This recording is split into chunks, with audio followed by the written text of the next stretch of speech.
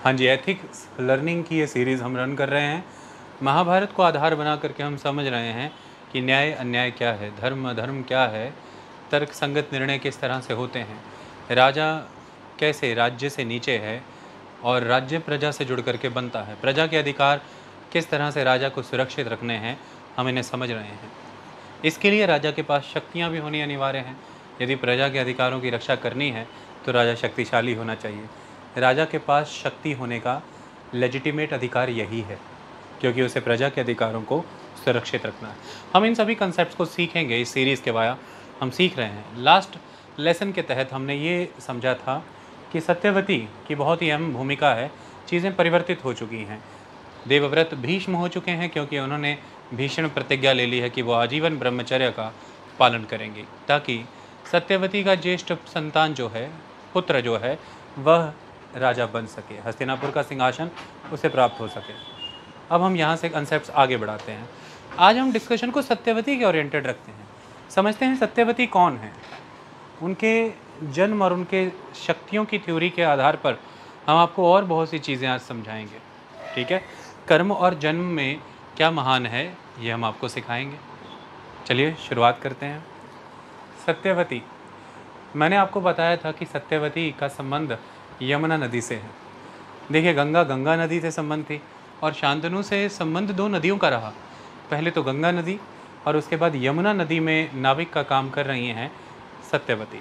यमुना नदी, सत्यवती के कुछ नाम हैं, जैसे सत्यवती का एक नाम काली भी है। आपको मैं बताना चाहता हूँ, यमुना को कालिंदी भी कहते हैं।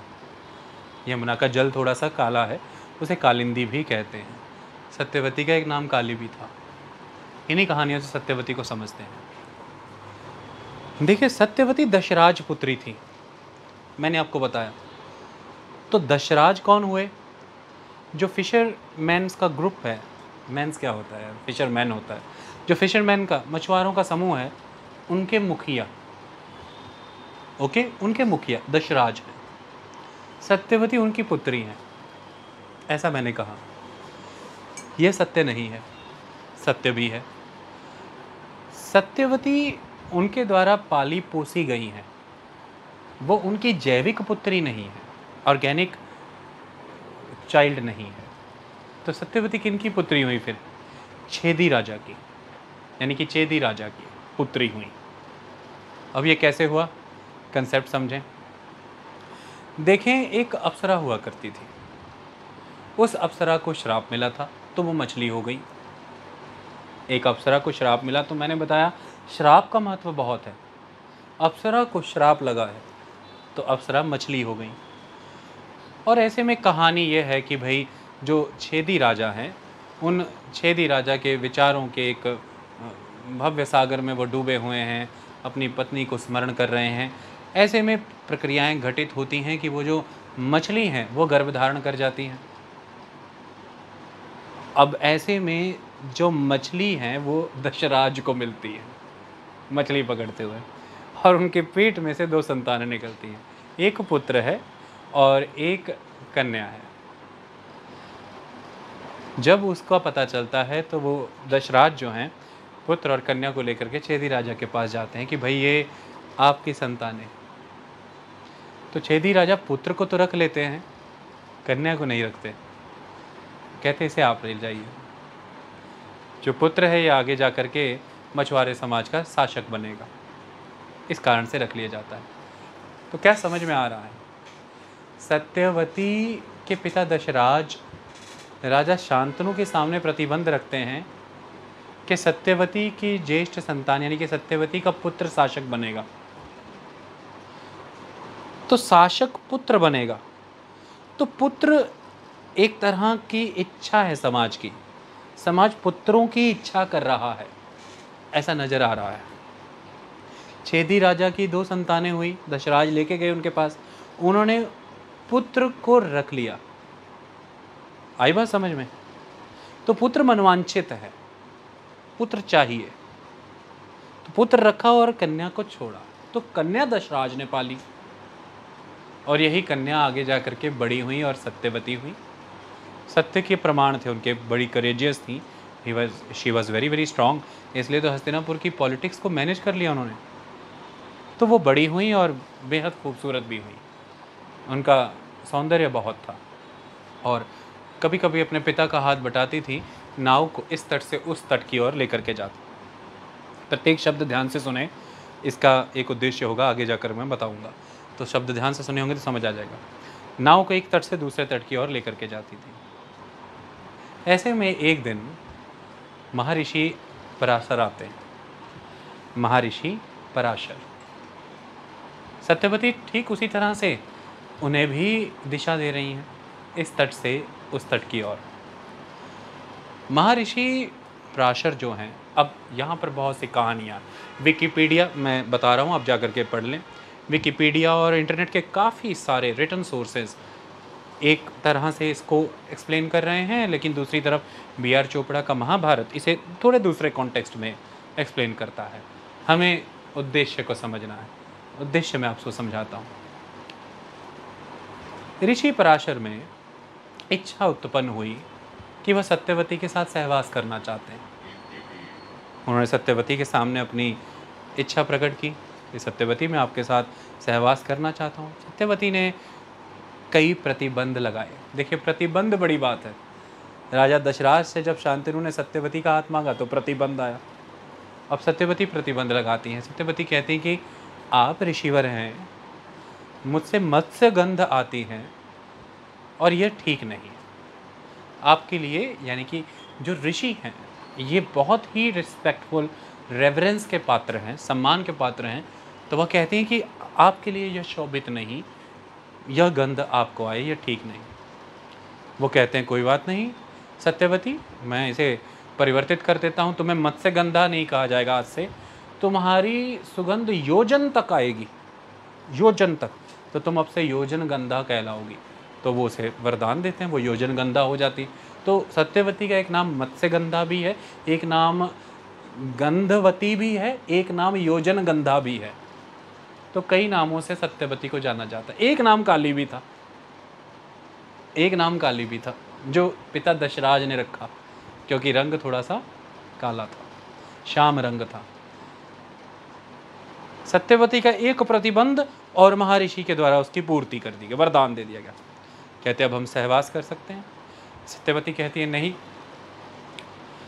यह ठीक नहीं, दिन है, सूर्य चढ़ा हुआ है, समाज देखेगा तो हो सकता है कि मेरी बदनामी भी हो जाए। वो कहते हैं ऐसा कुछ नहीं होगा। तो वो एक फॉग का, धुंध का बादल सा बना देते हैं, कहते कोई नहीं दिखेगा। कहते ठीक।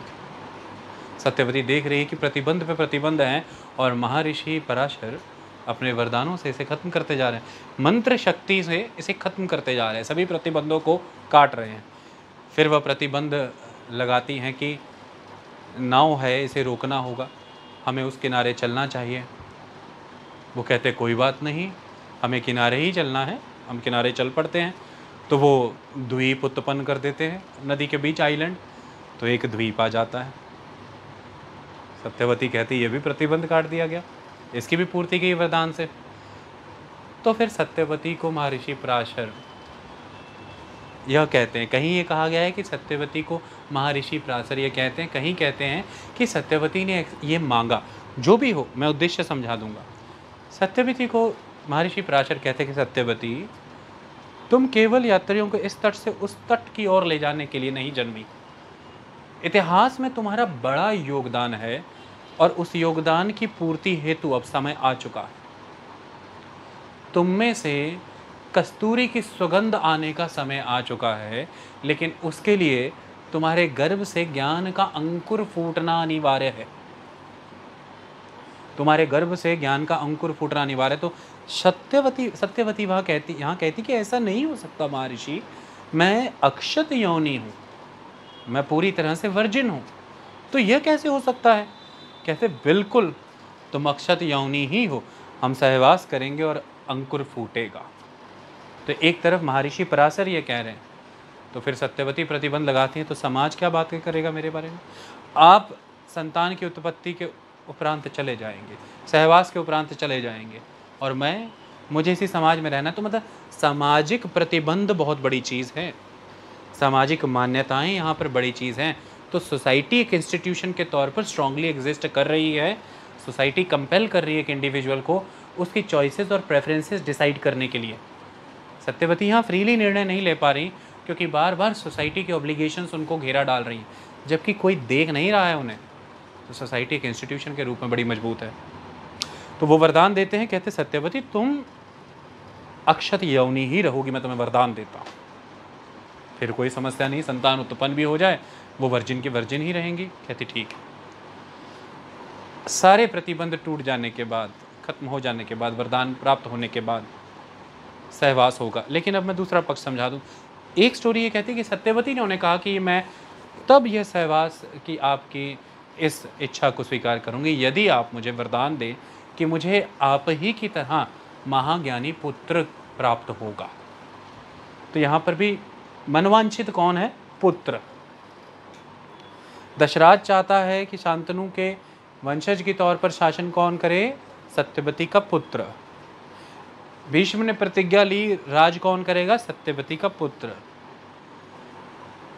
चेदी राजा ने 2 संतानों में से जिसे स्वीकारा वो था पुत्र, और सत्यवती जिसे देना चाहती, मांगना चाहती हैं महर्षि पराशर से, वह है पुत्र, और महर्षि पराशर जो देना चाहते हैं वह भी है पुत्र। तो पुत्र मनवांछित है समाज में। ठीक, उसका कारण कई रहते होंगे। एक कारण ये रहता होगा कि कई कई कोस तक घने जंगलों से भ्रमण करके ज्ञान का प्रचार प्रसार करना पड़ता है। ऋषियों के लिए ये उस समय में सहज रहता होगा, बीइंग अ मेल फिगर वो करते होंगे। लेकिन वहीं दूसरी ओर हम देखते हैं, जब हम आगे बढ़ेंगे, रामायण की कथाएं पढ़ेंगे, तो हम देखेंगे कि मिथिला नरेश राज ऋषि जनक के घर में सीता इंटेलेक्चुअल डिस्कशंस में पार्टिसिपेट करती थी, और गार्गी याज्ञवल्क्य के साथ डिबेट करती पाई जाएंगी।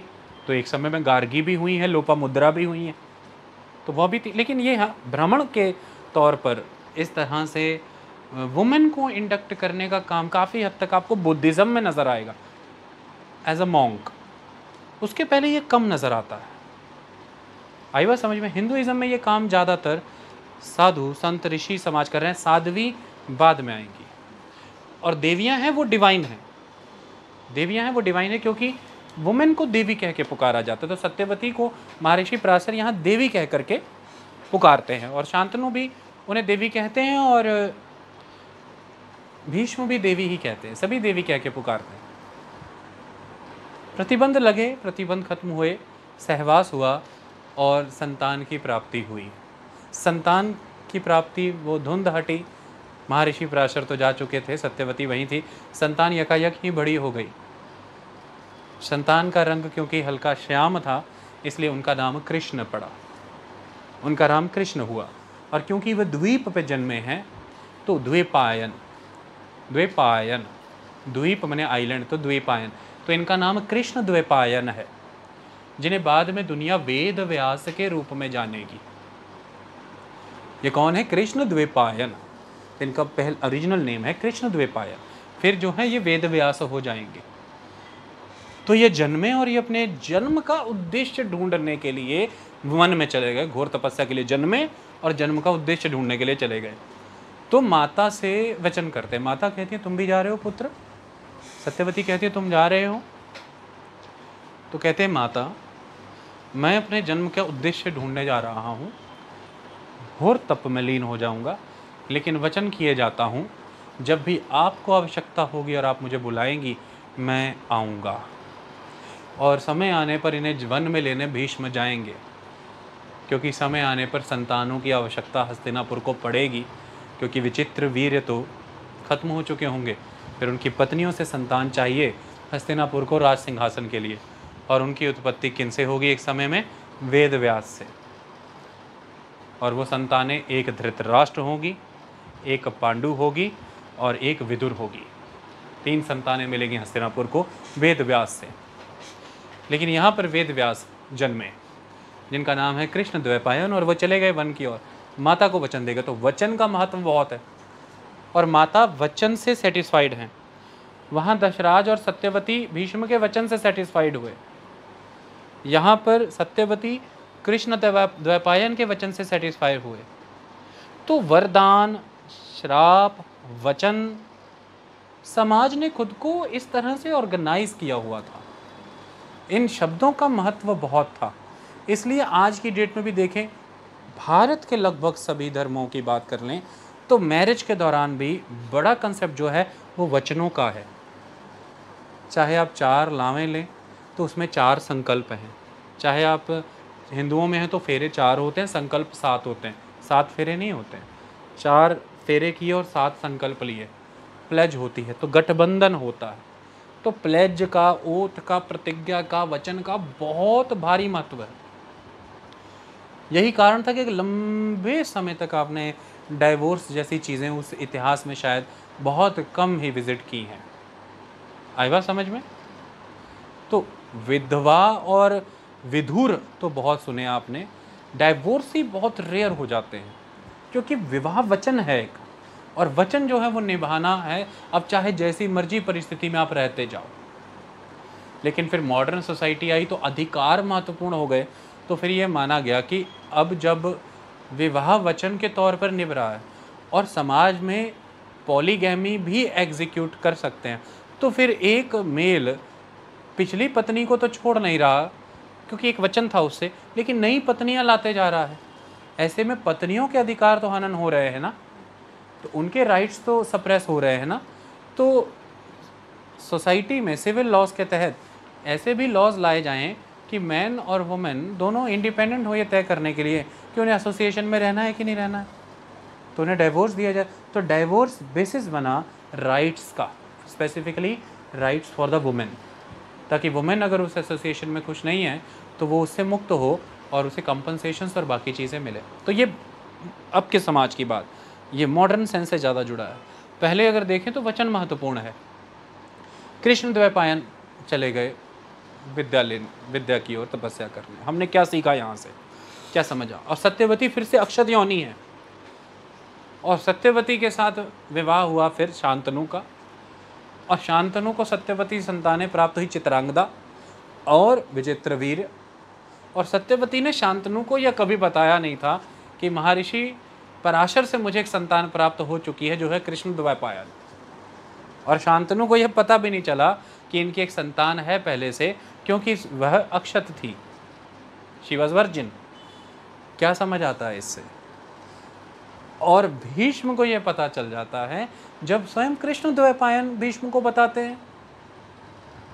वो बताते हैं और भीष्म बड़े सहजता से इसे लेते हैं। तो क्या सिखाया गया पूरे प्रकरण से? क्या यह किसी ऋषि की लस्ट थी जो उसने सत्यवती के सौंदर्य से मोहित होकर के पूर्ण कर ली? थोड़ी देर के लिए माना भी जाए कि यह थी, तो क्यों ही उसे इस ग्रंथ में जगह भी दी जाएगी? क्यों ही दी जाएगी? शायद उद्देश्य बड़ा हो जाता है, प्रकरण छोटा हो जाता है। यानी कि एक्टिविटी, इवेंट छोटा है, मैसेज ज़्यादा बड़ा है। हमने इवेंट को ही मूल समझ के एंजॉय करना शुरू कर दिया, मैसेज को कभी पढ़ा ही नहीं, तो हम गलत चीज़ सीख गए। तो क्या समझाया गया यहाँ पर? समझाया क्या गया? ऐसे अक्षत योनि के वरदान अक्सर इन ग्रंथों में औरतों को मिलते दिखेंगे। जैसे कि कुंती को भी यह वरदान था, तो कुंती को एक संतान सूर्य देव से प्राप्त होती है, कर्ण। पर कुंती को यह वरदान था कि हर बार जब वो संतान को प्राप्त करेंगी तो वह अक्षत हो जाएंगी, वर्जिन रहेंगी। कुंती ऑलवेज वर्जिन रही। इसलिए देवताओं से संतान प्राप्त करने के बाद भी उनका विवाह है और पांडु से उनकी संतानें आती हैं, पांडव होते हैं। आई बात समझ में? That is the concept. तो कुल मिलाकर के क्या समझाया जा रहा है? अक्षत योनि वरदान क्या है, आज अच्छे से समझना है। देखो, आप जब जन्मे होते हैं तो एक कंसेप्ट बताता हूं कि जब मनुष्य को पृथ्वी पर लाना था और ब्रह्मा के द्वारा इन्हें लाया गया, मान लो, तो क्यों लाना है, इसका उद्देश्य होता है। तो आपको पता है मनुष्य के जन्म के 4 उद्देश्य हैं: धर्म, अर्थ, काम, मोक्ष। किसी भी चीज की एग्जिस्टेंस बिना उद्देश्य के नहीं है, ये दिखाया गया यहाँ पे। किसी भी कोई भी चीज़ बिना पर्पस, बिना ऑब्जेक्टिव के एग्जिस्ट नहीं करती। और बायोलॉजिकली ये चीज़ प्रूव होती है, क्योंकि ऑलमोस्ट चीज़ें रिएक्शन में ही जन्मी हैं। आपके आँख, कान, नाक एक लॉन्ग एवोल्यूशनरी साइकिल के वाया रिएक्शन है टुवर्ड्स द सराउंडिंग क्लाइमेट।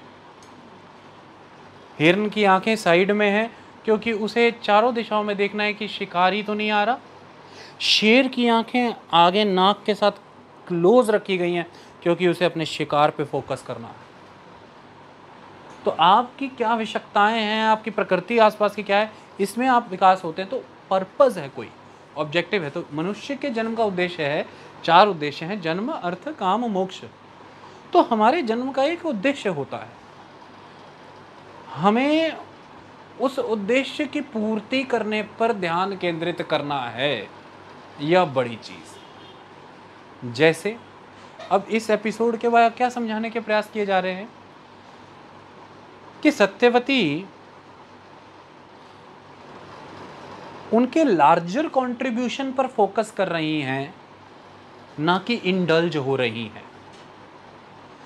अक्षत योनि कंसेप्ट क्या सिखाता है कि सत्यवती फॉर टाइम बीइंग महर्षि पराशर के साथ सहवास करती हैं because the end result will be a kind of child for the society, जो महर्षि पराशर के ज्ञान को आगे लेकर के जाएगा।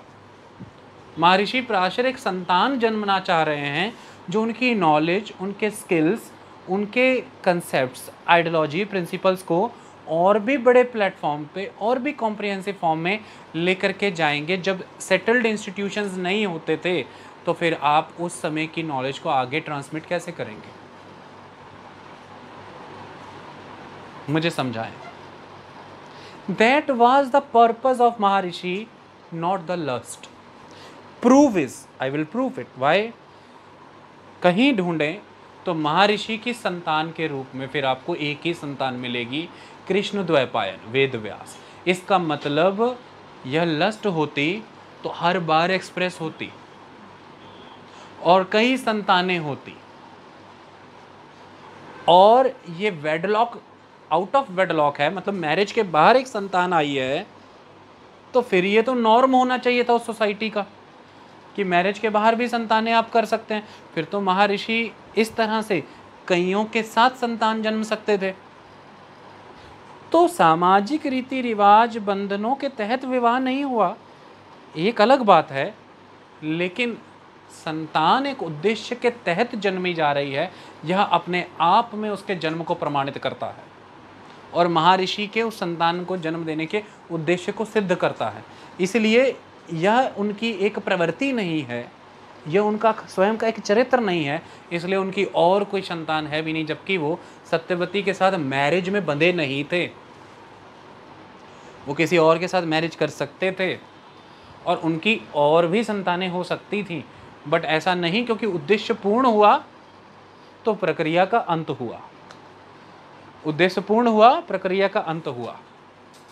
भूख मिटाना और उद्देश्य की पूर्ति में अंतर है, और उद्देश्य की पूर्ति पर प्रक्रिया खत्म हो जाती है। यही बताते हैं कि आपके सेल्फ इंटरेस्ट से पब्लिक इंटरेस्ट ज़्यादा बड़ा था। आप एक कॉज ओरिएंटेड सोसाइटी में थे और you are serving for the cause. जहाँ पर सुनना यहाँ पर ये अजीब लगता होगा, लेकिन आप देखें तो मॉडर्न सोसाइटी में आप हर रोज़ ये कर रहे हैं, आपकी संपत्ति का आगे कोई वारिस हो, आप बच्चे गोद तक लेते हैं। और आज आप पैसे दे करके सरोगेसी को प्रमोट कर रहे हैं। तो what is the purpose of surrogacy? Why it is legal? This is my question. Is that not सहवास? किसी के सीमेन है और किसी की कोख में बच्चा है, ऐसा कैसे? तो ये है, अलाउड है, क्योंकि उद्देश्य सही है कि वह निसंतान है और उनको अधिकार है कि वो अपनी वंशज को आगे बढ़ा सकें। उन्हें अधिकार है कि अपनी आइडियोलॉजी, अपने कल्चर, कस्टम, मैनर उस बच्चे के वाया आगे ट्रांसमिट कर सकें, वो अपनी एग्जिस्टेंस को कंटिन्यू करा सकें। सेम थिंग हैपेंड महर्षि व्यास की नॉलेज, कंटेंट, आइडियोलॉजी उनको चाहिए था कि ये आगे बढ़े और ये हुआ। महर्षि पराशर, महर्षि व्यास कह दिया मैंने, पराशर ही ना, व्यास कह दिया, वो गलत। महर्षि पराशर ऐसा चाहते थे कि उनकी आइडियोलॉजी, उनकी नॉलेज, ये चीज़ें आगे बढ़े।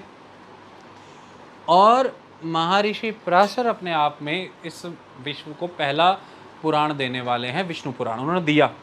तो पहला पुराण विष्णु पुराण उन्होंने दिया। इसको आज की फॉर्म में जब आप देखते हैं वो वेद व्यास ने दिया। और वेद व्यास ने आगे जाकर के क्या दिया?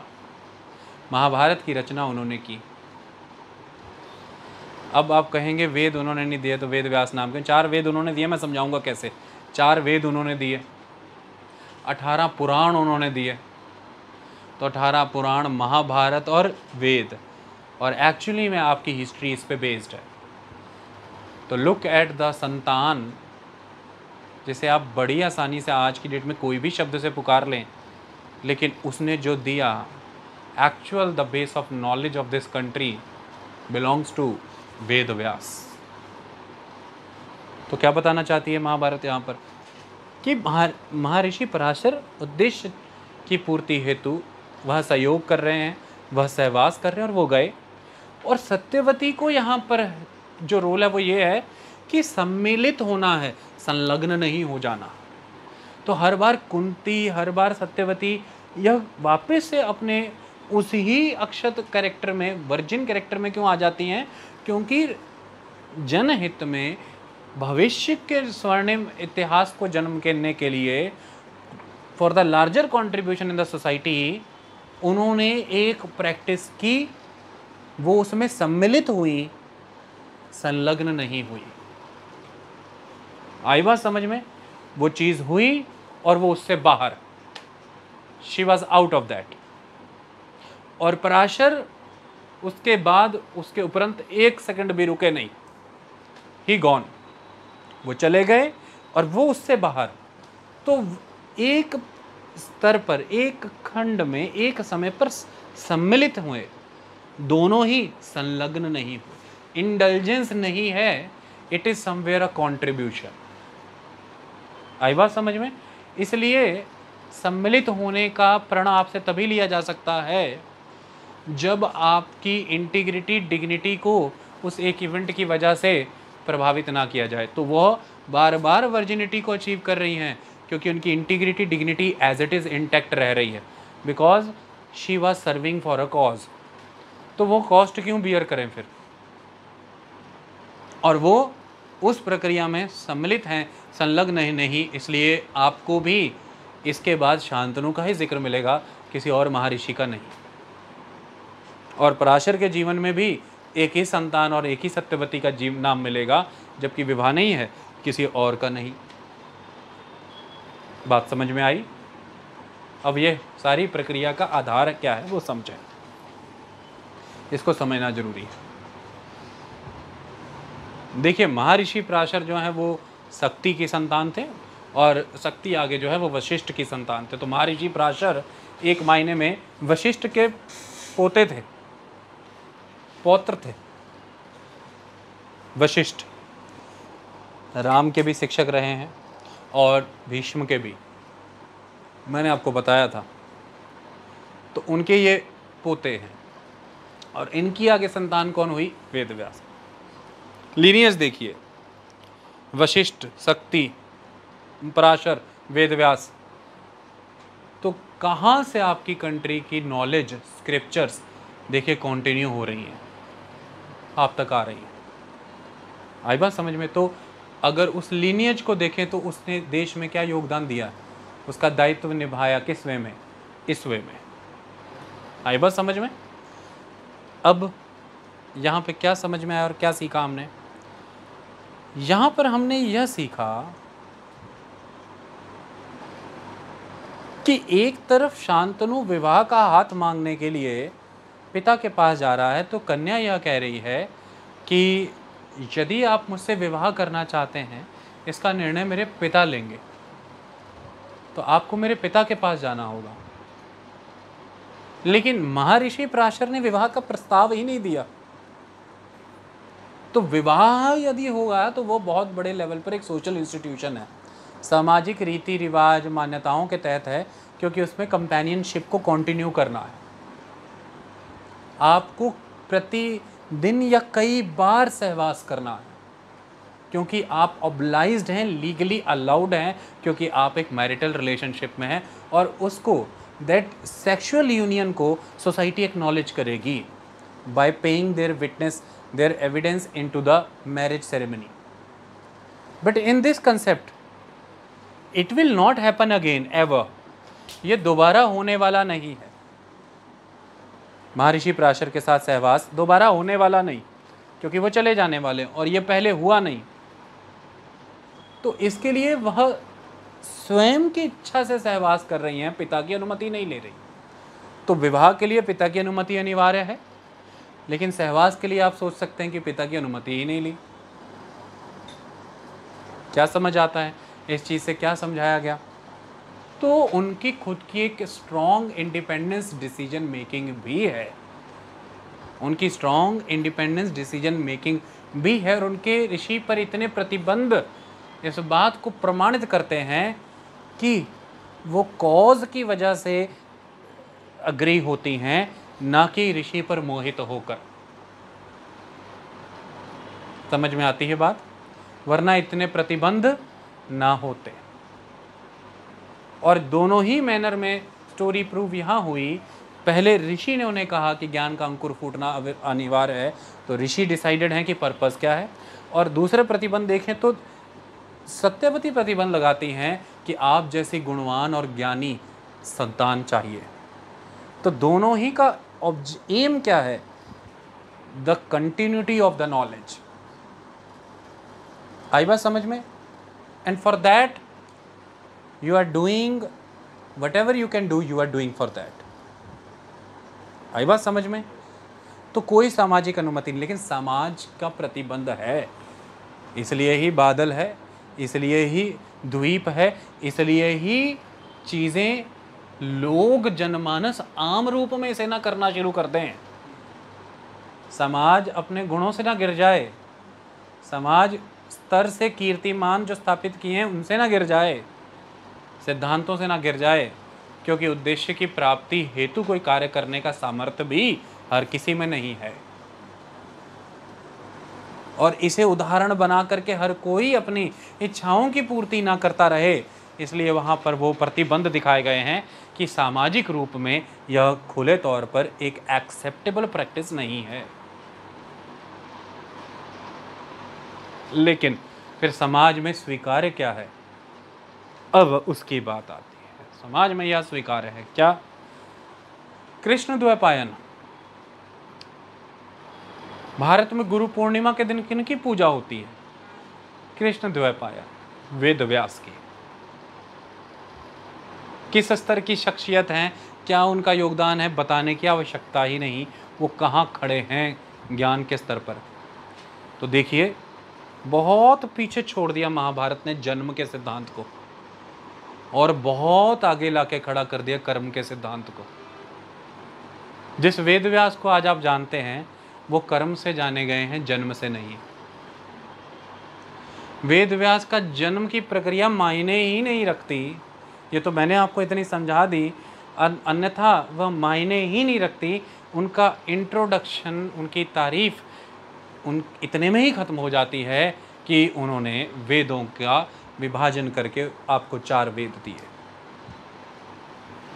उन्होंने 18 पुराण दिए। और जिस महाभारत में वेद व्यास स्वयं का जन्म इस तरह से दिखा रहे हैं, उसकी रचना वेद व्यास ने की है,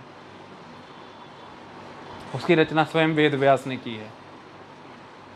कोई भय होता तो अपना जन्म बहुत अच्छा दिखाते, राजघराने में दिखाते और पता नहीं कैसा दिखाते। तो क्या समझ में आता है? समझ में यह आता है कि एक अप्सरा थी, उसे श्राप लगा, श्राप से एक पुत्री जन्मी जिसे पिता ने नकारा। वह पुत्री आधार बनी है वेद व्यास का, यानी कि भारत को ज्ञान देने का। और वह पुत्री चुनी जाती है सहवास के लिए महर्षि पराशर के द्वारा।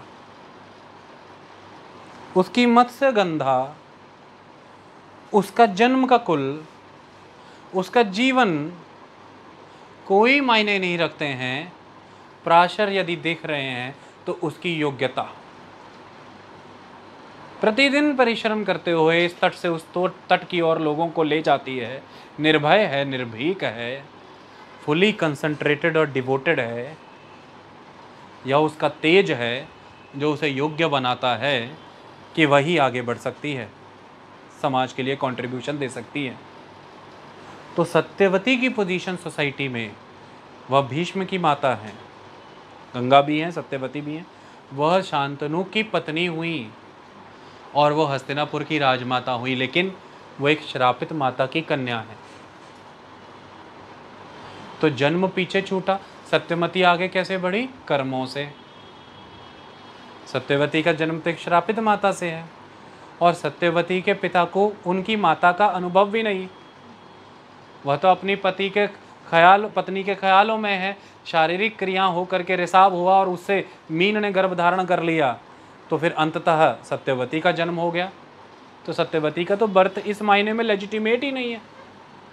और वह सत्यवती उस भारतवर्ष की शांतनु के साथ विवाह कर रही हैं और वो आगे राजमाता बन रही हैं और उनका आगे संतान भारतवर्ष पे हस्तिनापुर में राज्य करेगा।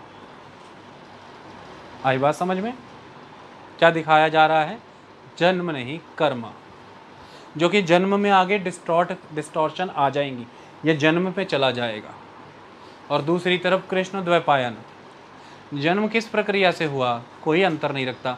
जन्म लेते ही जीवन का उद्देश्य ढूंढने निकल पड़े, फोकस्ड हैं, डिटर्मिन्ड हैं, कर्म के मार्ग पर अग्रसर हैं और इतने कार्मिक हुए कि हैरान हो जाएंगे।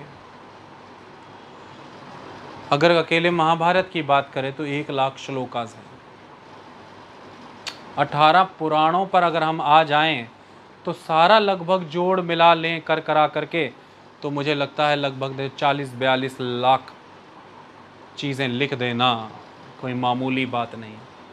तुम 2-4 रजिस्टर भर के ही हो सकता है थक भी जाओ, लेकिन जब पेज नहीं थे, जब इंक नहीं थी, पेन नहीं थी, तब इतनी रचना कर देना भी आम बात नहीं थी। कितना बड़ा पुरुषार्थ होगा, कितना बड़ा कर्म होगा, क्योंकि पुरुष के जीवन के 4 उद्देश्य थे, उसके 4 अर्थ थे, धर्म अर्थ काम मोक्ष। इस पुरुष ने उन अर्थों को कितना ज़्यादा समझ लिया, यही उसका पुरुषार्थ होता है। तो पुरुषार्थ के स्तर पे वो कहाँ पहुँचे? पीक। और भारतीय सभ्यता क्या सिखाती है? पुरुषार्थ को वंदना करो, जन्म को नहीं, कुल को नहीं। तो यहाँ पर जन्म की विधि की वंदना हुई नहीं, कुल की वंदना की किसी ने। वेद व्यास पराशर की संतान के तौर से जाना जाते हैं, या वेद के व्यास के माध्यम से वेद दिए इसलिए जाने जाते हैं, वेद व्यास के तौर पे जाने जाते हैं। तो पिता का गुणगान नहीं, पुत्र, नहीं तो गुरु पूर्णिमा पे पिता पूजे जाते हैं। लेकिन अब तक यह लग रहा था सुनने में कि जैसे पराशर ही डेस्टिन्ड है कि वही जन्मेंगे तो ही वेद व्यास जन्मेगा, वही जन्मेंगे तो ही वेद व्यास होगा। और पराशर ने कितना बड़ा एहसान कर दिया, सत्यवती को चुनना संतान जन्मने के लिए। मतलब सारा प्रताप तो वेद व्यास का ही है। यदि सारा प्रताप तो महर्षि पराशर का ही है, जबकि ऐसा नहीं है। प्रताप जन्मने वाले में नहीं है, ये इस बात में प्रमाणित होता है कि उसी सत्यवती की कोख से कृष्ण द्वैपायन जन्मते हैं, उसी सत्यवती की कोख से विचित्रवीर्य भी जन्मते हैं, लेकिन दोनों में अंतर है। क्योंकि कर्म के मार्ग पर जो अग्रसर था, जो कंट्रीब्यूशन में अग्रसर था, जो समाज के विकास के लिए डिवोटेड था, वह पूजा गया। तो कर्म महान है। सारा फोकस किस पे है? कर्म पे है, कर्म की प्रधानता है, मेरिट की पूजा है, समाज मेरिट से चलता है। आई बात समझ में? और क्यों है नाम वेद व्यास? व्यास क्या होता है? व्यास का मतलब डिवाइड करना, डिवीजन, स्प्लिट करना, काटना, तोड़ना, बांटना, छांटना, व्यास का अर्थ यह है। तो इनके पहले वेद एक सिंगल कंप्लीट टेक्स्ट से, it was one book, the complete one book, इन्होंने उनका पुनः संकलन करते हुए उन्हें 4 वेदों में बांटा, व्यास किया। तो एक सिंगल वेद को व्यास किया, इसलिए वेदों का व्यास करने वाला वेद व्यास है। जो वेदों का व्यास जिसने किया वो कौन है? वेद व्यास। तो वेद व्यास नाम की नोमेनक्लेचर समझ में आ गया। और नाम क्या है? कृष्ण द्वैपायन। तो किस बात को नकारा, किस बात को यहां खंडित किया? रंग के भेद को। सत्यवती का नाम काली है, श्याम रंगी है, पराशर श्वेत रंग है, श्वेत का श्याम से संबंध है। संतान जन्मी कृष्ण द्वैपायन, कृष्ण भी यहाँ पर श्याम रंग हैं, यानी कि काले रंग हैं, लेकिन समाज में गुरु के रूप में पूजनीय हैं, क्योंकि रंग नहीं पूजा जाता, कर्म पूजा जाता है। जन्म नहीं पूजा जाता, कर्म पूजा जाता है। योनियाँ नहीं पूजी जाती, लिंग नहीं पूजे जाते, कर्म पूजे जाते हैं। और जो कर्म को सिद्ध करें वही लिंग और वही योनियाँ पूजी जाती है।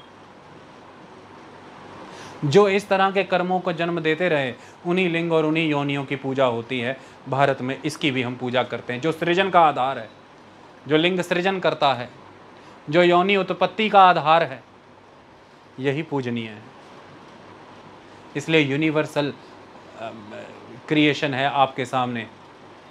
एक शिव का लिंग है और वह योनि है, आप उसकी पूजा करते हैं। शिव का अर्थ कल्याण है, और कल्याणकारी वही है जो मेरिटोरियस है। जो विधि, जो प्रक्रिया, जो भी प्रकरण कल्याणकारी है, मेरिटोरियस है, इसलिए कल्याणकारी है। तो जैसे शुरुआत में एक ही बात कहा जाती थी, मैं युद्ध पे जा रहा हूँ, कल्याण हो। मैं शिक्षा ग्रहण करने जा रहा हूँ, कल्याण हो। कल्याण हो, कल्याण अर्थात शिव। शिव का अर्थ है कल्याण, शिव शब्द का अर्थ है कल्याण। और जब कल्याण नहीं है, जब वैभव चला गया, शौर्य चला गया, कुशलता चली गई, कौशल चला गया, सब चला गया शरीर में से, कल्याण चला गया, तो शव हैं। तो प्रत्येक शव से शिव की यात्रा है, प्रत्येक शव से शिव की यात्रा है। और प्रत्येक शव शिव की यात्रा तय करता है जब वो मोह को, तप को, मोह को त्यागता है, पाप को त्यागता है, कुकर्मों को त्यागता है। इसलिए वो डिस्ट्रॉयर है, वो स्वयं शिव हैं, इसलिए वो इन सब चीज़ों को डिस्ट्रक्शन करके तुम्हें शिव बनाते हैं। शव से शिव की यात्रा। तो इसलिए शव स्थान शिव स्थली है। यह एक अनुवाद था, इसके बहुत से एक्सप्लेनेशन हैं कि मैंने एक एस्पेक्ट में आपको बताया। जब आप अपनी सभी चीज़ों से मुक्त हैं तब भी आप वहाँ हैं, और वहीं से निर्माण है एक नए जीवन का भी। आई बात समझ में? क्योंकि सत्य की अनुभूति सबको कहाँ होती है? वहीं होती है। क्योंकि राम नाम सत्य है, सबकी यही गत्य है, सबकी गति यही होगी, सत्य वही है। आई बात समझ में? इतना कंसेप्ट क्लियर? जन्म और कर्म में किसकी प्रधानता सिद्ध हुआ? वेद व्यास का नाम वेद व्यास क्यों हुआ? यह सिद्ध हुआ कि व्यास उन्होंने किस तरह से सभी एक सिंगल वेद को उसमें डिवाइड किया, इस वजह से वो वेद व्यास कहलाते हैं। क्लियर? इसमें भी एक कंसेप्ट है, वो क्या? अब वेद व्यास ने स्वयं महाभारत नहीं लिखी है, स्वयं महाभारत नहीं लिखी। किन्होंने लिखी? गणेश ने। तो वेद व्यास ने महाभारत किन से लिखवाई है? गणेश से। तो राइटर कौन है एग्जैक्ट महाभारत का? इट इज द गणेश, गणों का ईश्वर। आप मैं सब हम गण हैं। टिपिकल सेंस में कहें तो महादेव के गण और प्रेत, उनका लीडर, उसने लिखी है। तो गणों के ईश्वर ने, गणेश ने, गणपति कह लें आप, गण का पति, गण का ईश, उसने ही यह महाभारत लिखी है। तो शिव के पुत्र गणेश ने, ऐसा कहते हैं, उनके हाथों लिखाई, उन्होंने अपने दंत से लिखी। अब उन्होंने क्या प्रतिबंध लगाया? देखिए, प्रतिबंध नहीं खत्म होंगे, प्रतिबंधों से समाज है। तो गणेश का प्रतिबंध वेद व्यास पे लगता है। कहते जहां आपने बोलना बंद किया, मैं लिखना बंद कर दूंगा, तो बोलना बंद ना करिएगा। देखिए हर चीज़ की एक कीमत है, प्रत्येक चीज़ की कीमत है। हमने मॉडर्न सेंस में जब कीमत के कंसेप्ट को सीखा, हमने इसे टिपिकली मॉनेटरी सेंस में ले लिया। लेकिन आप थोड़ा सा याद करें पुराने टीवी सीरियल या पुरानी एड, तो कीमत क्या हुआ करती थी? तो उसको कहते थे बच्चे इस बात की कीमत है, तो वो कहते थे क्या, तो ऐसे ऐसे माँ करती थी, तो बच्चा यहाँ पर पारी करता था और चला जाता था, तो बच्चा कीमत दे के चला जाता था। या पहले ये वाली गेम बहुत होती थी कि अगर कुछ है तो पहले बताओ मुझे दो, तो हाथ खुलता था तो कोई हीरे जवाहरात नहीं निकलते थे, छोटी मोटी टॉफ़ी टॉफ़ी दे के चले लिए। तो प्रत्येक चीज़ की एक कीमत अदा करनी होती है।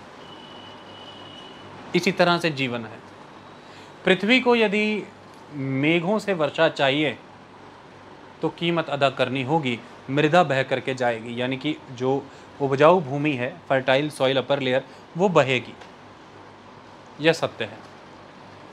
पौधों को यदि सूर्य की ऊष्मा प्राप्त करके, रोशनी प्राप्त करके, प्रकाश प्राप्त करके बढ़ना होगा, तो यह भी फिर उनके ऊपर एक उनको कीमत अदा करनी होगी कि उन्हें ख़त्म भी होना होगा, क्योंकि वो लाइफ भी ख़त्म कर रहे हैं अपनी।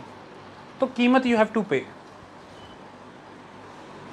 मूल्य यहाँ से आता है, तो प्रत्येक कार्य का एक मूल्य है। अब वेद व्यास से क्या ही मूल्य मांग सकते हैं गणेश? तो उन्होंने मूल्य के रूप में क्या मांगा?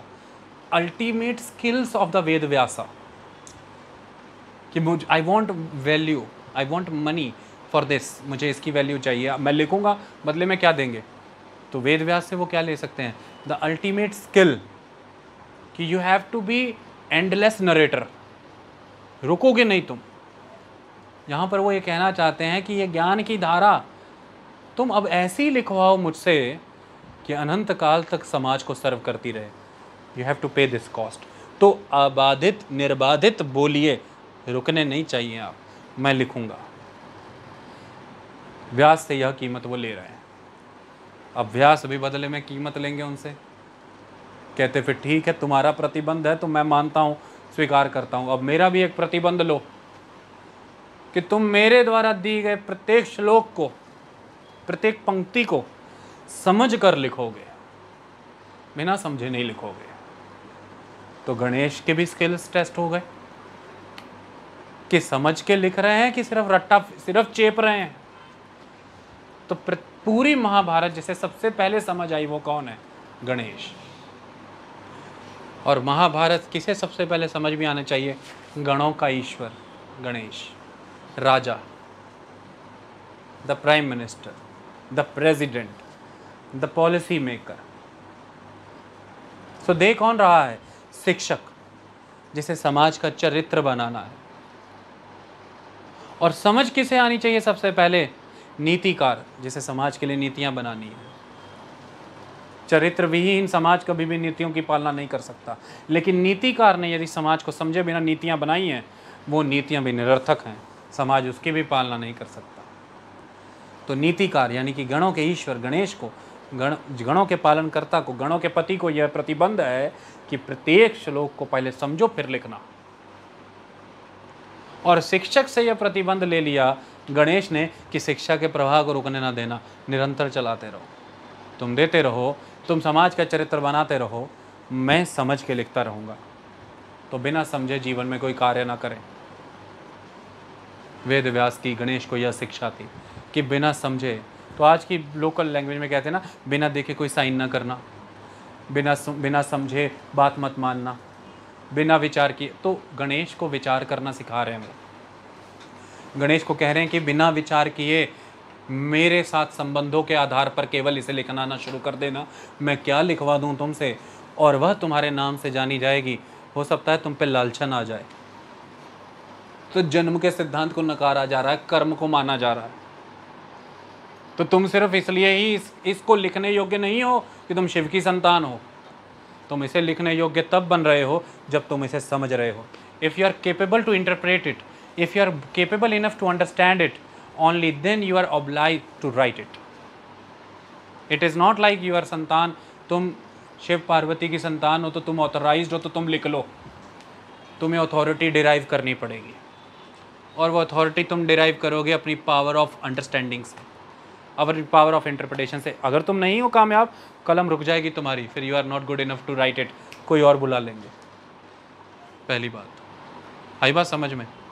और वहाँ पर वेद व्यास को ये समझाया जा रहा है कि यदि इतना ही विचर चुके हो समाज में, यदि इतनी ही ज्ञान की कुंजी तुम्हारे अंदर समाहित है, तो फिर अब अबाधित आने दो इसे, देख लिया जाए कितना ज्ञान है तुम्हारे अंदर। क्योंकि सागर कभी भी इंतजार नहीं करते बहने से पहले, फिर बहने लगते हैं, फिर बहते रहो, फिर आओ दिखाओ अपना अनुभव। तो वेद व्यास अनुभव दिखलाते हैं और गणेश बुद्धिमता का प्रदर्शन करते हैं। दोनों ही अधिकारी हैं महाभारत के, क्योंकि दोनों ही ने यह योग्यता से अर्पण किया है, अर्जित किया है, इसलिए यह कर्म है, जन्म नहीं। एक को जन्म के आधार पर लिखने का अधिकार नहीं मिला और एक को इस आधार पर बोलने का, लिखवाने का अधिकार नहीं मिला क्योंकि वो वेद व्यास है, वेदों का उसने डिवीजन किया। नहीं, इस समय इस पल किस कारण से अधिकारी हो सिद्ध करो। तो अथॉरिटी प्रूव करने का कंसेप्ट बहुत स्ट्रांग दिया गया है, क्योंकि पावर एंड अथॉरिटी दो मेन एस्पेक्ट्स हैं। आप अपनी विल को एग्जीक्यूट कर रहे हो। महाभारत किसकी विल है? वेदव्यास की। तो महाभारत वेदव्यास की विल थोड़ी ना हो सकती। सारा देश उनकी विल को क्यों फॉलो करे? क्योंकि उनकी विल के पीछे उसको फॉलो कराने वाली एक पावर है। पावर किस बात की है? कि वो एक इंटेलेक्ट हैं, पढ़े लिखे हैं, शिक्षित हैं, लेकिन उनकी बातें सार्थक हैं, जन कल्याणकारी हैं, जन सरोकार रखती हैं, इससे उनको अथॉरिटी आती है। इस अथॉरिटी के तहत जब वो अपनी पावर का इस्तेमाल करके अपनी विल को एग्जीक्यूट कर रहे हैं, तब वो महाभारत बनती है, अदरवाइज़ वो महाभारत नहीं। वो आपसे मुझसे सरोकार नहीं रख सकती। और ये तभी के तभी प्रमाणित हो जाता है जब प्रत्येक श्लोक को गणेश स्वयं, गणों का ईश स्वयं समझ रहा है और ये अप्रूव कर रहा है कि हाँ सही बात है, जायज़ है, लिखा जाना चाहिए, फिर वो लिख रहा है। वरना वो उसी समय प्रश्न खड़ा कर देता, ऐसा क्यों, ऐसा क्यों लिखवाया आपने, और ये तो गलत है। लेकिन ऐसा नहीं था। तो लिखवाने वाले ने भी समूचे विचार करके लिखवाई, क्योंकि उन्हें विचार करने का समय मिल गया, क्योंकि लिखने वाला प्रत्येक श्लोक को लिखने से पहले विचार कर रहा है। तो लिखने वाला भी विजिलेंट है, लिखवाने वाला भी विजिलेंट है। लिखने वाले को भी अथॉरिटी उसके स्किल से आती है, लिखवाने वाले की भी अथॉरिटी उसके स्किल से आती है। दोनों ही कर्म की प्रधानता पर चल रहे हैं, जन्म की प्रधानता पर नहीं चल रहे हैं। और दोनों का ही पुरुषार्थ है कि महाभारत है और आज भी रेलेवेंट है, इररेलेवेंट नहीं है। आज के अध्याय में इतना ही, अगले लेक्चर में और समझेंगे। तब तक के लिए धन्यवाद।